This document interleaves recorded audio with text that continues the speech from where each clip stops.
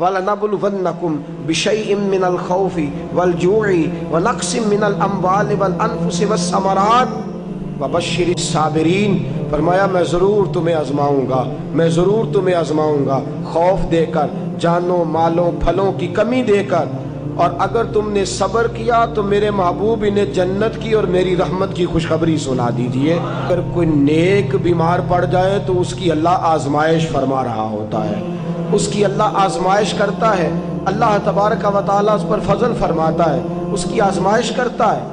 پھر ان مصیبتوں پر جو شخص صبر کرے، رب فرماتا ہے اگر میری رضا پہ راضی ہو گیا تو ان اللہ مع الصابرین، باقی نیکیوں پر میں ثواب دیتا ہوں، اور جو کوئی صبر کرتا ہے رب فرماتا ہے میں اس کا بن جایا کرتا ہوں، صبر کرنے والوں کے ساتھ ہو جاتا ہوں۔ اور جب اللہ آزمائش ڈالتا ہے نا تو جو کام سیدھے ہوتے ہیں وہ بھی الٹے ہونے شروع ہو جاتے ہیں۔ جب خدا کی طرف سے وَلَنَبْلُوَنَّكُمْ بِشَيْءٍ مِّنَ الْخَوْفِ وَالْجُوعِ وَنَقْصٍ مِّنَ الْأَمْوَالِ وَالْأَنفُسِ وَالثَّمَرَاتِ، جب اللہ کی طرف سے آزمائش آتی ہے، جب انسان پر اللہ کی طرف سے کوئی چیز نازل ہوتی ہے، آپ سونے کو ہاتھ رکھتے ہیں تو مٹی ہو جاتی ہے، آپ کسی طرف بھی، بہت سے دوست آ کے کہتے ہیں جی قدم آگے اٹھاتا ہوں جاتا پیچھے ہے، کیا کروں؟ تو میں اکثر عرض کرتا ہوں کہ تھوڑے دن قدم اٹھانا ہی چھوڑ دیں۔ کیا کریں؟ بیٹھ کے اللہ اللہ کریں، صبر کریں، دعا کریں۔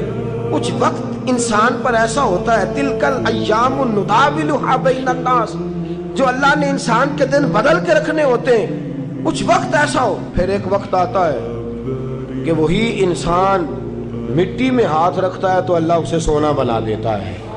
رب آزمائش کرتا ہے، رب آزماتا ہے۔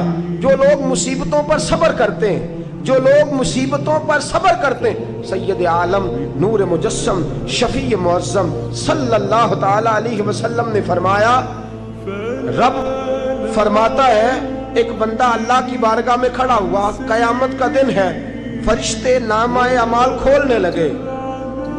اللہ نے فرمایا فرشتوں تمہیں پتہ ہے میں نے اسے دنیا میں بڑے دکھ دیے تھے، اس پر بڑی آزمائشیں آئی تھیں، اس نے زندگی بڑی تکلیف میں گزاری تھی، تمہیں خبر ہے؟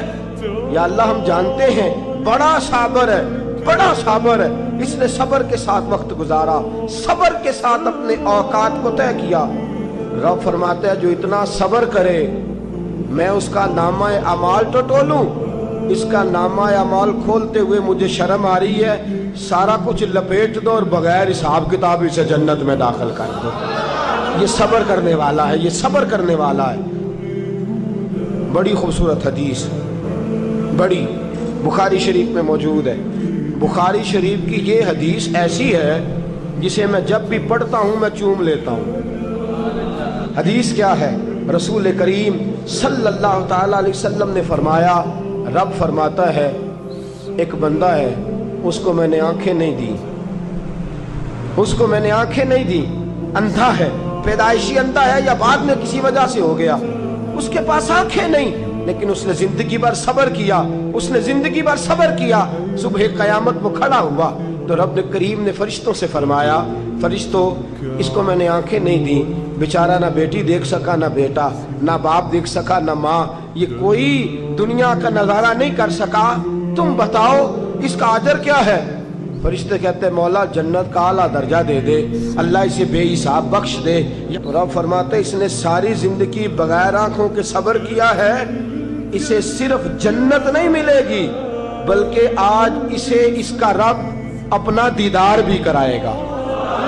فرمایا قیامت میں لوگ جنت کے نظارے کریں گے اور یہ اللہ کا دیدار کرے گا، اس کو رب کریم کے جلوے دکھائے جائیں گے، اس لیے کہ یہ صابر رہا۔ اور میرے اعلیٰ حضرت فاضل بریلوی رحمۃ اللہ علیہ فرماتے ہیں جو صابر ہوتا ہے نا، توجہ ہے آپ کی، میری بات کی سمجھ آ رہی ہے؟ اعلیٰ حضرت فرماتے ہیں بڑا قیمتی جملہ، فرماتے ہیں جو صابر ہوتا ہے وہ سکون میں ہوتا ہے۔ شیخ سعدی رحمۃ اللہ تعالیٰ علیہ کے پاس ایک شخص آیا، کہنے لگا حضرت جی دیکھیں نا میرے پاس اتنے بھی پیسے نہیں کہ میں جوتے لے سکوں۔ وہ فرمایا صبر کر اللہ دے گا۔ کہنے لگا جی صبر ہی کیا ساری عمر، اس نے جوتے لینے کے برابر بھی پیسے نہیں دیے، ننگے پاؤں پھر رہا ہوں۔ شیخ سعدی رحمۃ اللہ تعالیٰ علیہ نے اس کا بازو تھاما، ایک گھر میں لے گئے، دروازے پہ دستک دی، گھر کا مالک باہر آیا، اس نے دونوں طرف بیساکھیاں پکڑی ہوئی ہیں، ٹانگیں تو ہیں پر پیر ہی کوئی نہیں۔ فرمانے لگے بتا یہ اچھا ہے کہ تو، کہنے لگا جی میں آپ سے بھی معافی مانگتا ہوں، اپنے رب سے بھی معافی مانگتا ہوں۔ نبی پاک صلی اللہ تعالی علیہ وسلم نے فرمایا خدا اگر تجھے مصیبت دیتا ہے نا، اور ان مصیبتوں پر جب اللہ تجھے قیامت میں اجر دے گا تو تیرا دل چاہے گا کاش سکون ہوتا ہی نہ، آزمائشیں ہی آزمائشیں ہوتی، تو وہ اجر دیکھے گا۔ وہ کسی دانشور نے کہا تھا کہ میرا باپ انتقال کر گیا، 6 مہینے گزرے تو میرا 18 سال کا بیٹا بھی انتقال کر گیا۔ کہنے لگے میں نے اپنے 80 سال کے باپ کا جنازہ اٹھایا تو میری کمر نہیں جھکی، لیکن جب 18 سال کے بیٹے کا جنازہ اٹھانے لگا تو میری کمر جھک گئی، اور رو کے کہنے لگا لوگوں باپ کا جنازہ پڑھنا آسان ہے، دعا کرو کسی کو بیٹے کا جنازہ نہ پڑھنا پڑ جائے، بڑا مشکل کام ہے، بڑا کٹھن مرحلہ ہے۔ حضرت ابو ہریرہ رضی اللہ تعالیٰ عنہ فرماتے ہیں اللہ کے محبوب صلی اللہ تعالیٰ علیہ وآلہ وسلم کے صاحبزادے جناب ابراہیم علیہ السلام فرماتے ہیں حضور کے صاحبزادے آپ رات کو جب ان کی ولادت ہوئی تو نبی کریم علیہ السلام ہمارے درمیان آئے۔ جاگیے ذرا غور فرمائیے گا بات پہ۔ سید عالم صلی اللہ علیہ وسلم تشریف لائے اور ہم نے حضور کے چہرے کو چمکتے دیکھا۔ ہم نے کہا یا رسول اللہ موڈ مبارک بڑا اچھا ہے، حضور کوئی خیر کی خبر ہے؟ فرمایا مجھے مبارک دو، اللہ نے مجھے بیٹا عطا فرمایا ہے۔ فرماتے ہیں اگلے ہی دن، ایک روایت ہے کچھ عرصے کے بعد، ایک روایت ہے اگلے ہی دن ظہر کے بعد میرے محبوب نے پیار کرنے کے لیے بیٹا اٹھایا اور صاحبزادے کی سانسیں اکھڑنے لگی۔ رسول پاک کے صاحبزادے نبی پاک کے مقدس ہاتھوں میں سانسیں اکھڑ رہی ہیں، حضور کے دست مبارک میں صاحبزادے نے وصال کر دیا۔ آنکھیں بند کی تو نبی کریم کی مقدس آنکھوں میں آنسو آئے۔ رات خوشی تھی، رات حضور مبارکیں وصول کر رہے تھے، رات مسکرا رہے تھے، ایک ہی تو رات گزری ہے، 24 ہی تو گھنٹے ہوئے ہیں، آنکھوں میں آنسو بھر آئے ہیں۔ حضرت عبداللہ ابن عمر رضی اللہ تعالیٰ عنہ عرض کرتے ہیں یا رسول اللہ آپ رو رہے ہیں؟ حضور صاحبزادے کا انتقال ہوا تو رو رہے ہیں؟